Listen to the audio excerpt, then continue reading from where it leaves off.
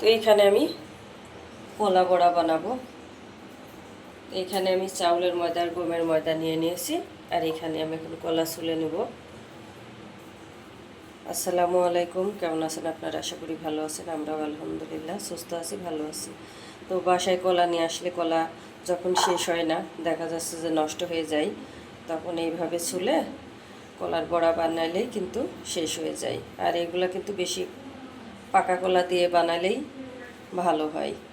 আমি কলাগুলা সব সুন্দর করে ছুলে নেব।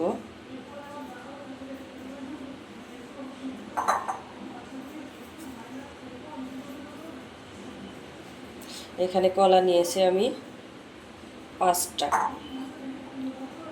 পাঁচটা কলা নিয়েছি।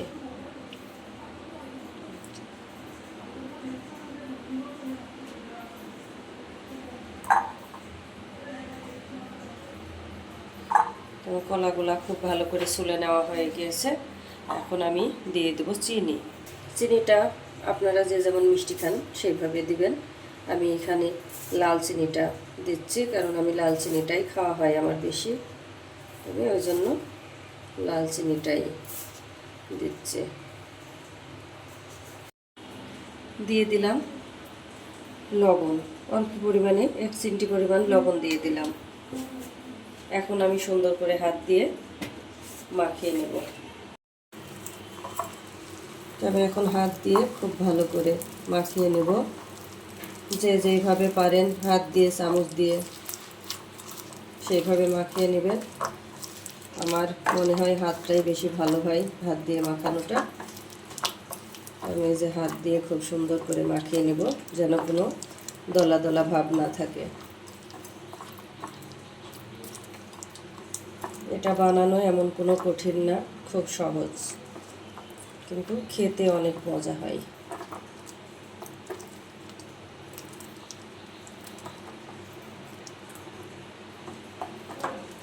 আমার বড় মেয়ের পছন্দ না, কিন্তু আমার ছোট মেয়ে আমার খুব পছন্দ।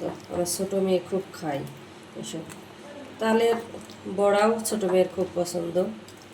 তারপরে ওইটা অনেক দিন বানানো হয়নি, তাল আছে ফ্রিজে, যে কোনো একদিন বানাবো, এটাও বানিয়ে দেব। তো এখানে চাউলের ময়দা আর গমের ময়দা দিয়ে দিয়েছি। এখন খুব ভালো করে আমি হাত দিয়ে মাখিয়ে নিব।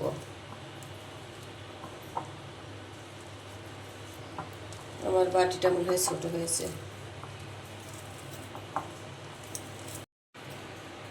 তো এখানে আমার এই যে ময়দা মেখে নেওয়া হয়ে গিয়েছে। আমি 10 মিনিট, 8 থেকে 10 মিনিট রেস্টে রেখে দেব। তারপরে আমি বড়াটা ভেজে নেব। কিন্তু একটা জিনিস খেয়াল রাখতে হবে, ময়দাটা খুব একটা নরমও করা যাবে না, খুব একটা শক্তও করা যাবে না। যেমন আমরা তালের বড়াটা বানাই, সেম একই রকমভাবে ময়দাটা মেখে নিতে হবে। কলার বড়া বানানোর জন্য আমি তেল দিয়ে দিয়েছি, তেল গরম হয়ে গিয়েছে। তেল কিন্তু খুব ভালো করে গরম করে নিতে হবে। তেল কম গরম হলে কিন্তু বড়া ভালো হবে না। আর এই যে চলে আসলাম 10 মিনিট পরে, আমি গামলাটা চেঞ্জ করে নিয়েছি, কারণ ওই গামলাতে হচ্ছে ভালো হচ্ছিল না, আটছিল না। তা আমি এখন একে একে দিয়ে দিব। আমি হাত দিয়েই দিব, আমার হাত দিয়েই ভালো হয়। বিসমিল্লাহ।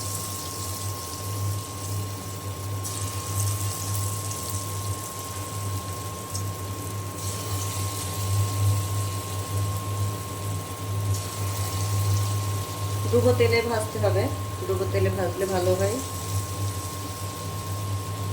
পিঠাগুলো খুব ফুলবে ভালো।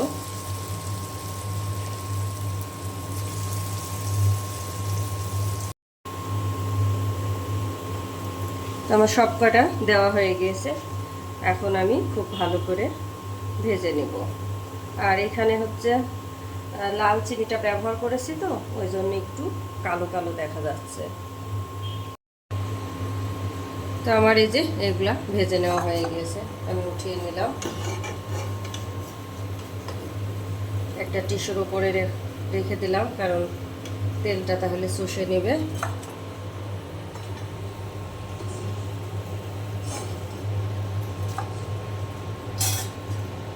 এখন বাকি যেগুলো আছে সেগুলোও আমি দিয়ে দেবো এক এক করে সব।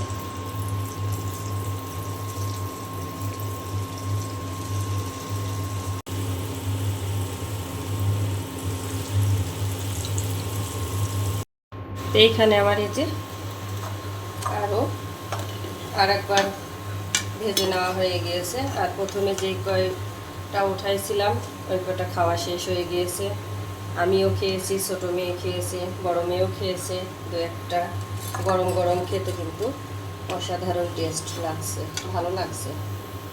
তো অল্প করেই কয়েক পিস বানিয়ে নিচ্ছি, যদি আমাদের গরম গরম খাওয়াটা হয়। তো আমার এই যে এখানে কলা বড়া বানিয়ে নেওয়া হয়ে গিয়েছে সব কয়টা। আমি এখন তুলে নেব। খেতে কিন্তু দারুণ হয়েছে। আপনারা চাইলে এভাবে বানিয়ে খেতে পারেন। কলা তো আনলে দেখা যাচ্ছে যে ঘরে অনেক সময় আছে, না খেলে কালো হয়ে যায়, নষ্ট হয়ে যায়। তো সেটা ফেলে না দিয়ে এইভাবে বড়া বানালে কিন্তু খেতে দারুণ লাগে।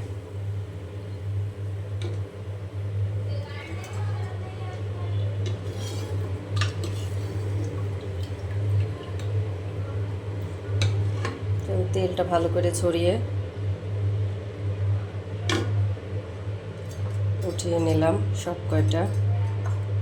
ছোটো মেয়ের অনেক পছন্দ, বড় মেয়েও খেয়েছে আজকে। দেখতে যেমনই হোক, খেতে কিন্তু অনেক মজা হয়েছে। আমি এর আগে একদিন বানাইছিলাম, আমার মনে হয় 2 দিন কি 3 দিন বানানো হলো এই দিয়ে। তো এর আগে একদিন বানাইছিলাম, ওই দিন আমার খুব একটা ভালো হয়েছিল না। তো আজকেও জানি না কেমন হয়েছে, কিন্তু খেতে অনেক মজা হয়েছে। যেমনই হোক, নিজে যেমনই পারি সেইভাবেই তৈরি করে খাই, প্লাস মেয়েদের খাওয়াই। এইখানে যে কলা বড়াটা বানিয়ে নেওয়া হয়ে গেছে, আমি টেবিলে নিয়ে এসেছি। এখন মেয়েদের দিয়ে দেবো গরম গরম খাওয়ার জন্য। তো কেমন হয়েছে আমার কলা বড়া বানানোটা জানাবেন। এখন নিয়ে আসলাম খাওয়ার জন্য, খেয়ে দেখব কেমন মজা হয়েছে। মজা তো হয়েছে, এর আগেও খেয়েছি, এখন আবারও খাবো। বিসমিল্লাহ।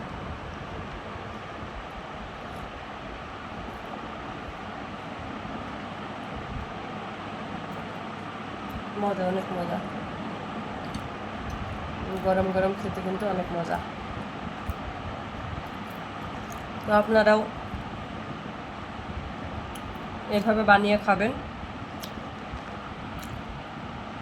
মাঝে মধ্যে খেতে কিন্তু ভালো লাগে।